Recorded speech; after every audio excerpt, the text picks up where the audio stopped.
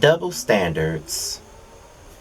Two people commit an act of violence, but one gets reprimanded. Was it the right decision or was it the wrong decision?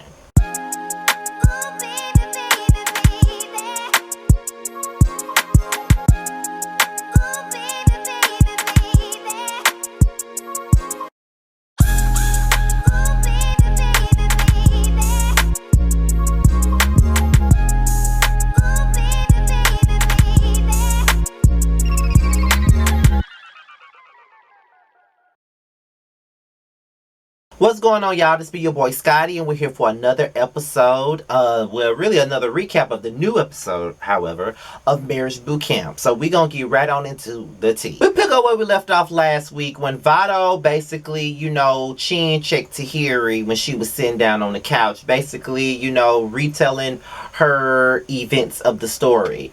Now, I know I got some comments last week, and the majority in my eyes, I feel like they really missed my point. I specifically said that Tahirah was wrong for throwing the apple, and I specifically said that Vado was wrong for hemming her up. They were both wrong. They both showcased an act of violence. But what I was upset about was the fact that the men in the room sat there and watched it happen and allowed it to happen. And all I was saying was, regardless of if Tahirah was wrong or not, I don't think that it's cool for anybody to sit back and watch, a domestic dispute go on. You know what I mean? My thing is, regardless of who was right or wrong, I can't sit there and let a man, do that in my presence. I already gave my reasoning as to why I couldn't allow it if I was there. I already told y'all why. I've seen my mother get abused by a man. I could never watch. It doesn't matter if the woman was right or wrong. I just can't sit back and allow. Like, I never would have allowed Tahirah to throw no apple at Vado. To be honest, I would have, if she would have did that, I would have reprimanded her too. So, let's not try to make it sound, let's not put words in my mouth like I'm trying to excuse Tahirah's actions, because that was never the case, because I said she was wrong. But all I was saying was I couldn't sit there and allow them to be fighting in front of me. That's just what it is. I'm sorry. Tahirah says that this situation was isolated. Vado has never put his hands on her before.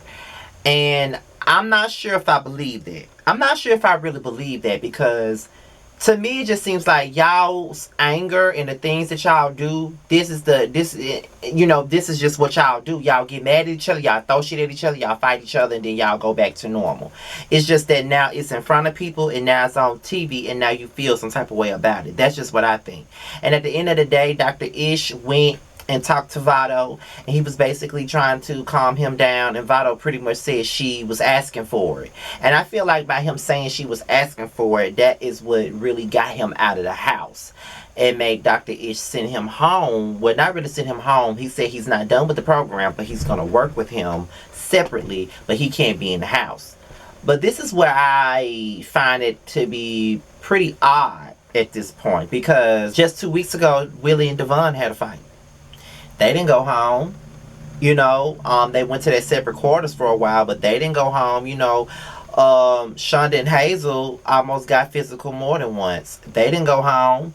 So now you want to send Vado home. I feel like that was a double standard thing. I feel like it was pretty much a big double standard, honestly. I really do.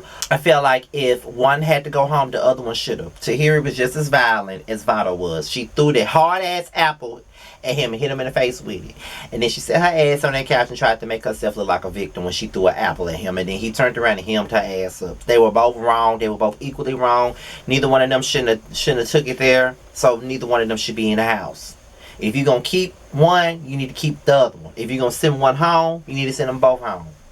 That's just how I feel about this. So then after Vado gets sent home, Tahirah gets the news, and Tahirah is relieved that Vado isn't in the house. Now, she does want to talk to him, but she doesn't want to be in his space right now after he's hemmed her up. But at the same time, it's kind of like, I'm not finna victim blame her, but it's only so much a person can take. You know what I'm saying? It's only so much a person can take. Like, you can kick a dog so many times before a dog bites your ass. You know what I mean? Like, ain't nobody gonna take this shit from you. They're just like a bully. You know what I mean? Just like a child getting bullied. Like, you can poke and poke and poke and poke. They keep telling you to leave them alone. And then the next thing you know, they kick your ass in the face. You know what I mean? And you want to get mad and play the victim because you got kicked in your motherfucking face. That's what this situation is. So, I don't know, Tahirah. You have a temper problem. I mean, you do sometimes take your temper to a whole nother level. You do. But I don't know. I just think that if Vado had to be reprimanded, Tahirah should have been reprimanded too. Real shit. So Dr. Ish breaks down the news to the house and basically said that they are not going to tolerate any violence in the house. So that's why Vado got sent home. But I'm sitting here looking at the TV and I'm very much so confused because you're saying that you're not going to tolerate no violence, but you allow Willie and Devon to stay in the house and they got into a fight. Devon almost beat Willie ass. He pushed the shit out of Willie and almost knocked his damn head off. But they still in the house. But you're saying that you're not going to tolerate violence. But it looks to me like you tolerated it when they almost had a boxing match. So I don't know. I mean, and this was pretty much the same thing. Like, yeah, Devon didn't throw no punches at Willie, but he pushed the fuck out of him though. Just like Vado didn't really punch Tahirah, he hemmed her ass the hell up. So it's really the same type of situation. So I don't know. I think there's a bias and a double standard here, and I don't like that, Dr. Ish. I don't. Why you blocking folks on Twitter for saying it to you? He ain't blocked me, but he blocked somebody else. But you know, it is what it is, child. As a matter of fact, let me go on Twitter and make sure he ain't blocked me. Oh, he ain't blocked me. So they start writing down things about what they hate about themselves, like what they dislike about themselves, and all this other stuff. As they're doing that, Tahirah reveals that she was punched in the face by a man, and that's why her mouth is turned a certain type of way, because of her getting punched by a man.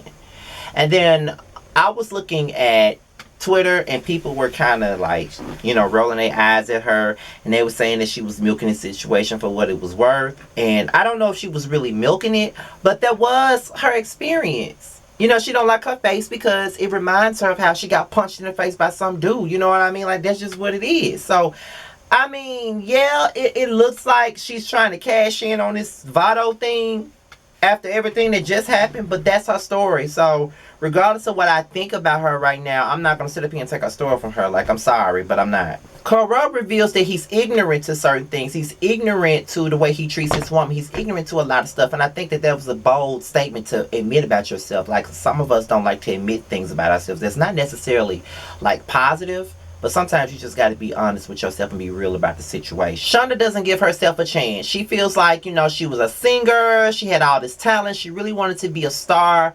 But she got into mommy mode and she gave up on herself. And honestly, y'all already know that I put my real life into all of my videos most of the time, especially when I'm reviewing reality shows. I had that same sentiment about myself, that I don't give myself a chance. You know what I'm saying? And for y'all know, I've been on YouTube for a very long time, and I always would stop. I would always give up. I would always go into an inconsistent moment. I would always do that because I never felt that I was worthy of it. Like, you know, my inspiration for doing YouTube was Kevin from the Scorpion Show. And my inspiration to grow and elevate was Justin J. I know y'all may be surprised to hear that, being that I don't really fuck with him like that and we ain't friends, but you know, I'm a real ass nigga, so I don't have any problem with giving people their props where it's due. Like I said, my inspiration for my YouTube was Kevin and Mikhail. But my inspiration for growth and elevation and doing more with myself was Justin J, because that's the things that he would preach all the time. And I guess that's probably why I haven't necessarily made peace with that situation, because he was someone that I looked to while I was doing this. Like, we had like this little brother, big brother thing. I'm not gonna make this about that. But yeah, I don't give myself a chance. So when I see people like Justin that gave himself a chance and I see what he's doing, it inspires me to do the same. And this is why I'm doing these things I'm doing. This is why I'm trying to grow my channel. This is why I'm trying to give y'all more content. This is why I'm trying to do this is why I'm doing a podcast.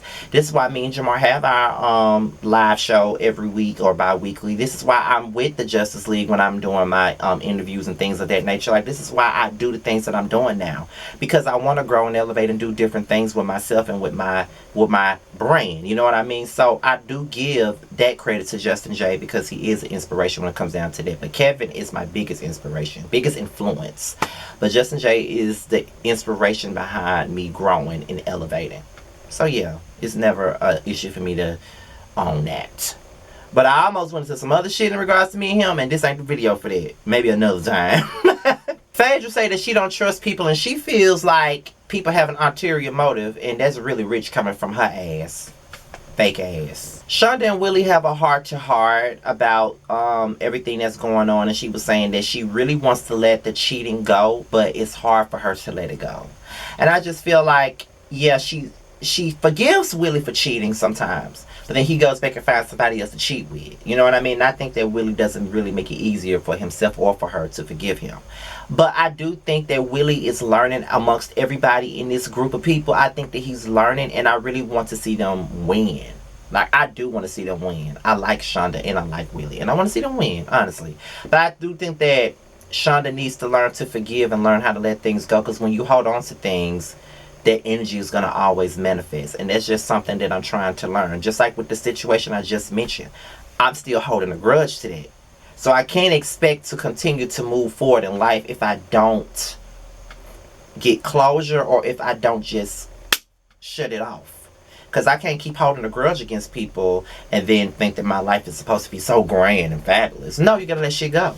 You can't hold on to negativity and expect positivity to flourish in your life. You gotta let the negative shit go. The more you let go, the less your weight is on your back. Trust and believe me. There's a lot of people that I forgive, and there's a lot more that I have to learn to forgive at this point. But baby, I'm telling you right now, this back right here, it does not hurt me as much as it did in the past, trust me. So then Tony does what she does best, call Corrupt out on his shit. And the shit that she's calling him out on is basically the alcohol. Now y'all already know, I think that was last week's episode, that he went to the hospital after like a alcohol poisoning scare or whatever. And the doctor said, you know, Corrupt told the doctors that he would slow down on the alcohol. He would really only drink beer and stay away from hard liquor. But he's up in here drinking 6 things of beer already, and not really going by what he said he was gonna do. And to be honest, I understand Tony. I really do. I understand her completely, because if you got somebody that you're trying to fucking help and they're not trying to help themselves, that shit is irritating. And at some point Tony got to learn that Corrupt don't want to help himself. He gotta want to help himself. You can't help him. So at the end of the day, you gotta stick and move. Like, either you gonna stay with him and his toxic ass shit, or you gonna move on, because you're only hurting yourself, Tony. You got to get a grip on that. So after they say everything that they hate about themselves, they go out and they punch the punching bag. And a lot of things were very interesting to hear them punch the bag about. Like, Willie was talking about his cheating. Shonda was talking about, you know, giving herself a chance. You know, Corrupt was talking about treating his woman wrong. Tahirah was talking about her past experiences. Phaedra didn't even give a fuck. Why the fuck is that bitch here? Like, why the fuck is she here? That bitch fake as hell. This relationship is fake as hell. Why is she here? Why is she here? Girl, go to a court show. That's your steez. Because this ain't your steez. You don't care about Medina. You don't want to be with Medina. Why are you here? Later on, Corrupt opens up about his mother's death. Okay? And the effects of his mother's death is part of the reason why he's drinking so much. And Tony feels like just because you lost your mom does not mean that you need to be doing it. That's true. You know, but some people cope with things in a different way. You know, I cope with a lot of my pain by writing about my pain. Like, I cope with a lot of my pain by creating stories. I cope with my pain by writing music. That's how I cope with my pain. You know, a lot of the guys that I dated, I wrote songs about them. You know, Mel Mary, Mel K. Michelle, Mel Keisha Cole. You know, I wrote songs about these men that probably would never see the light of day. But I felt better after I gave myself that pen and wrote all my feelings down into song. But Corrupt is taking it into a more toxic level by drinking. And he got to understand that not only is he hurting himself, but he's hurting the woman that loves him. And not only is he doing that, but while he was passed out, she looked at his phone and saw that he was talking to another woman all over again. And I'm like, poor Tony. And then next week, I feel like this episode is going to be corrupt and Tony driven, and Tony is not going to be having a bullshit. Period. Okay? Like, period. But, this was a pretty good episode tonight. What do y'all think about this episode? Let's talk about it below. Be sure to follow me on Instagram at Scotty_by_nature. Be sure to follow me on Twitter at ScottyByNature1. That's Scotty by Nature 1. Y'all already know the name of the channel now is Scotty by Nature TV. And I'm getting a banner done for my channel. And no, there will not be an episode of The Prelude this week because Jamar and I decided to take a break. But we will be back next week for another episode of The Prelude. And we're trying to come up with our next OG panel. We're trying to figure out who we're gonna have on there. It's gonna be a lovely time. Like, me and Jamar got a lot of stuff coming up, like that we're working on right now. And if you haven't checked out our interview with the Justice League, with Brandon J. Carson of G Status about him and Triangle, be sure to check it out. It's on my page. With that being said, you guys, I'm out of here to my next video. I'll talk to y'all later. Peace out.